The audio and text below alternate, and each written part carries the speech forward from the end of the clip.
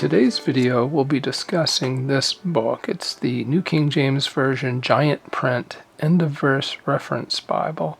I have it here in a stack with a New King James Version Center Column Reference Bible and the New King James Version Full Color Study Bible.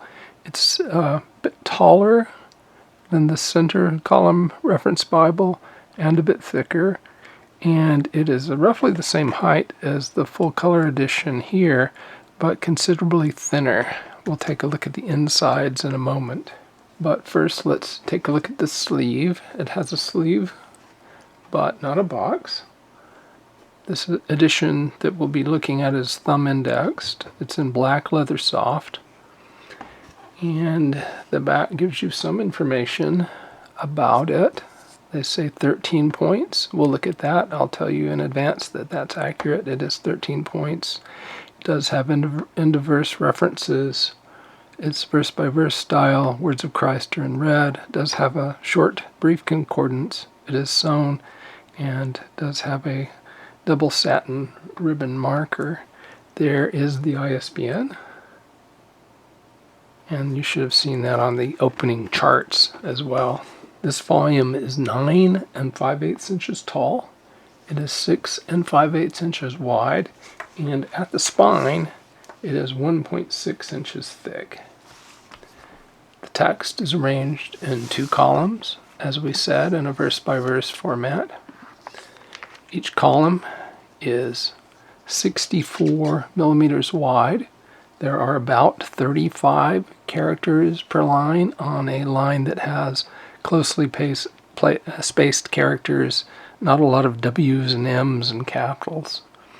There are as many as 46 lines on a page where there's no break and there are no notes at the bottom of the page.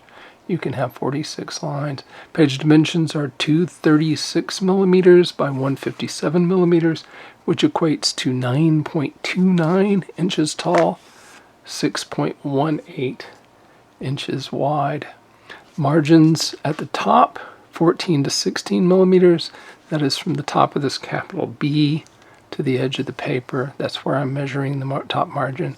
Inner margin here is narrow in this spot, but it can be as much as 13 millimeters. The outer margin ranges between 10 and 12 millimeters. And at the bottom, from the bottom of a descender in the notes at the bottom of the page to the edge, that's what I'm measuring. That's 8 to 10 millimeters. Remember, there are 25.4 millimeters in an inch, so 10 millimeters is about 2/5 of an inch. Volume has book titles. Book titles are at the outside top of the page. They're about 12 points in black caps. Page contents are also in the outside top. So you see here, this page, the last verse on it is John 20, verse 3, which is what you see there at the bottom of the page. Page numbers are in the outside top as well. Page 1651 there. The beginning of a chapter is indicated by a large chapter number that spans about 2 lines of text. There are no page top headings. There are in-text headings, like this one says Peter's sermon here. In-text headings are in a font that's a little over 12 points tall, black capital letters. I have not found any place where these section headings also give parallel passages, as was done in the old days with the New International Version.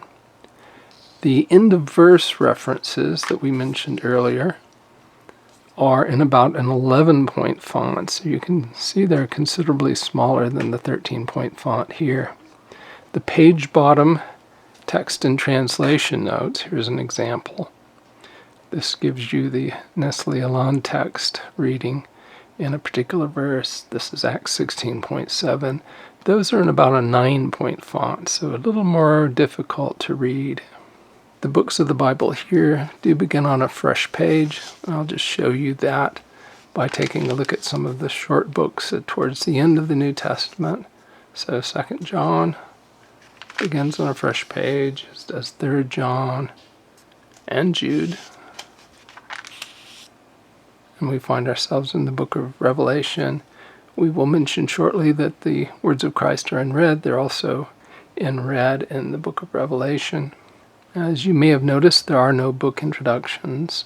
We looked at 2 John, 3 John, Jude, and did not see any. There's not one here at 1 Corinthians.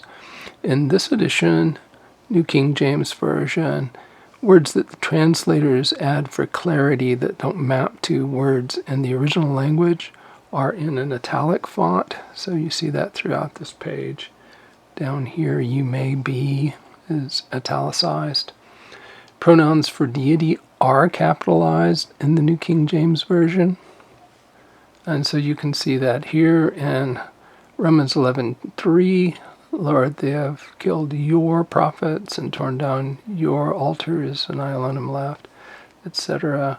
I have reserved for myself. So those pronouns are capitalized. As mentioned twice before, the words of Christ are in red. It's a fairly dark red. I would prefer black myself, but it is readable. The text is not self-pronouncing, which means essentially that you do not see any symbols above the letters in these particular place names that tell you how to pronounce them. In the New King James Version, we see the Lord, capital L-O-R-D, with the O-R and D in small caps, rather than say Yahweh or Jehovah or Yahweh. I've back illuminated this page to show you that the text is in fact line matched. The lines printed on this side of the page match up with those printed on the opposite side of the page. The font in the text is advertised as 13 points. When I compare it to Times New Roman, for instance, if I look at the capital B here and compare that to a Times New Roman B, the Times New Roman B is about 13 points high. The lowercase letters, when compared to Times New Roman, are more like a 14-point Times New Roman. So the E, the N, those are like 14-point Times New Roman E's and N's. The line height, that is the distance between baseline to baseline, is 4.58 millimeters, which is almost exactly 13 points. I characterize the print non-uniformity as minimal and rare. I am not altogether confident that there actually is any noticeable print non-uniformity. I think that on this page, for instance, the print here is a bit darker than the print there, but that may be an illusion based on what's printed on the opposite side of the page. Let's talk about the paper. The sheet thickness measures to 34.7 micrometers, and estimating the paper weight from that, I get 32 grams per square meter, or GSM. The surface is somewhat reflective, and I'll see if I can show that to you by shutting off a couple of lamps and trying to view the page surface at an angle.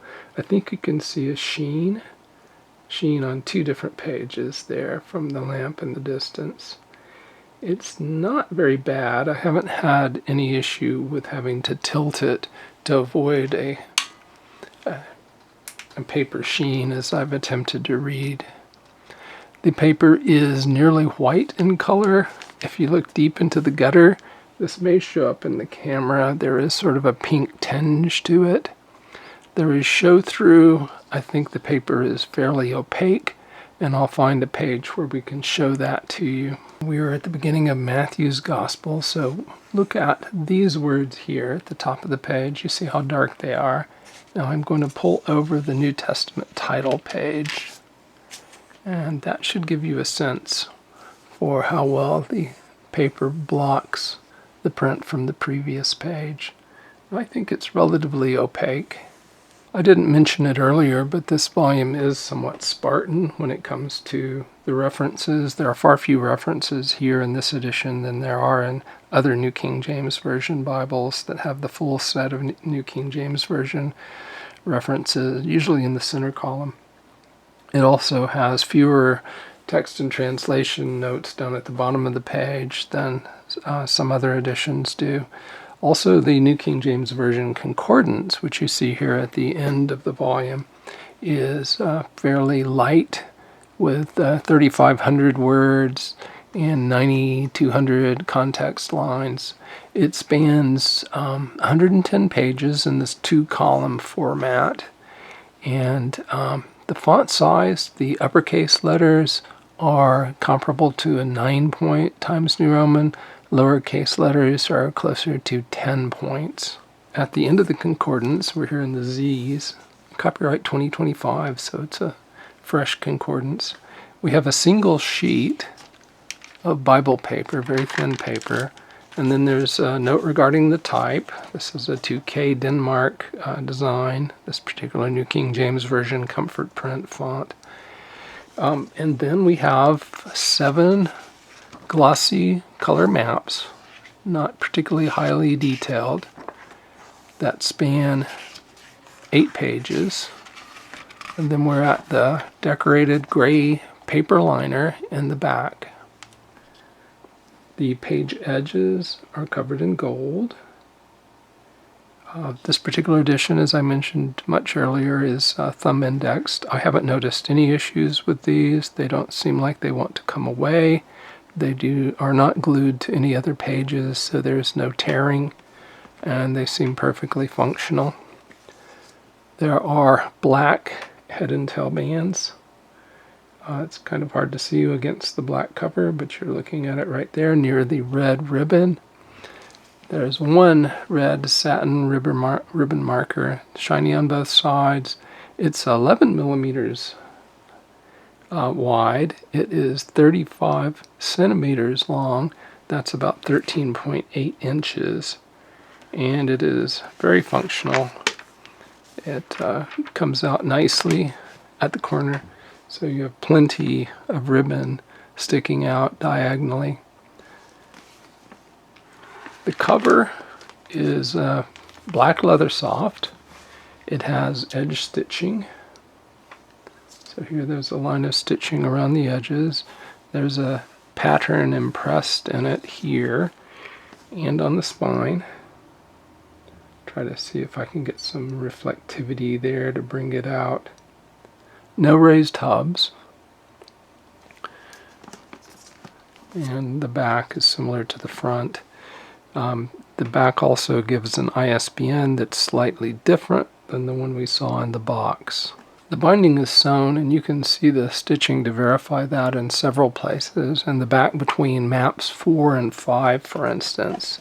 Then here between pages 62 and 63, perhaps you can see it there on the camera, but there are lines of thread here, here, here, here, and here. Let's see if I can bring the book closer to the camera and still keep things in focus so you can see that yourself. I hope this turns out. We shall find out during editing. The volume does lie open in Genesis, but not quite flat. As you see, it curves down towards the gutter. And if you go towards the center of the volume, the text does roll away from the eye into the gutter. So if you have older eyes with a shallow depth of focus, you may need to press the book flat on the page that you intend to read. As we enter the volume from the front, we see the decorated gray paper liner. Here we have a presentation page. Then we have title pages. So the first title page, second one, and then the copyright page. This edition is a first printing. That's the one to the far right. Printed in 2025. That's the 25 on the far left. It's printed in South Korea. The contents are the 66 books of the Protestant Bible. We've seen the concordance at the end. We have the 27 books of the New Testament, the 49 books of the Old Testament, which historically were broken into either 22 or 24 books. So a number of these historically were combined, but you'll find references in some of the church fathers to the Old Testament's 22 books. There's a preference to the New King James Version, and it's worth reading, particularly if you're curious about understanding what these symbols NU and M mean, and the footnotes, the text and translation notes, Old Testament title page, and then you are in the book of Genesis. Now we'll take a close-up look at the font, and it's an attractive, rather large font. Now I'm going to bring in to one side here the New King James Version Center Column Reference Bible, so you can see how much larger the print here is than in that edition. So quite a contrast. And here on the left is the New King James Version Full Color Edition Study Bible, and the contrast there is even more striking. Now I'm going to bring in a large print Bible. The edition that will appear on the left is the NKJV Large Print Thin Line Reference Bible. And that is the contrast between a giant print on the right and what's called a large print on the left. So let's summarize at this point. I personally have never used a giant print Bible, although I've purchased them in the past as presents for older people who have vision problems. And I think compared to those, this is a very nice quality Bible. The ones I've seen in the past had a glued binding, which will tend to crack more likely than this will with age. The paper hasn't been as opaque, so this is actually a decent reading experience. Even though I would prefer a smaller font myself, this is there's not so much clutter in the background because of the opaque paper and because the characters are printed fairly darkly and uniformly here, that I think it's superior to the editions I've seen in the past in that regard as well. The red is not as dark as I would like, but I think it's reasonably dark. If you have vision problems, this red may cause you some issues, but I'll leave that to you to judge for your own individual cases. The references are sparse. There are not nearly as many as you would see in, say, that center column reference edition I showed earlier. The text and translation notes are as well. If we go to Colossians 2:8, where we have beware lest anyone cheat you, there is no note on cheat as there is in many of the New King James Version editions. Overall, very nice Bible. Minimal in terms of the helps, minimal in terms of the concordance, but I think they probably are calculating that just about everybody has a smartphone these days and can look these things up online.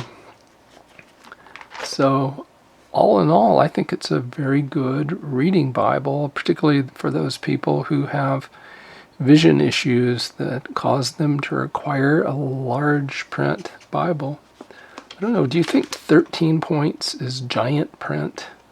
I think maybe that's a bit of an exaggeration, but perhaps that's industry standard. I don't know. Well, with that, we'll close off this video in order to keep it fairly brief. I will show, I think, my translation comparison charts, the one that shows how literal the New King James Version is, the extent to which its Old Testament relies upon the Masoretic text. In both of those, it's fairly high. It's fairly literal translation.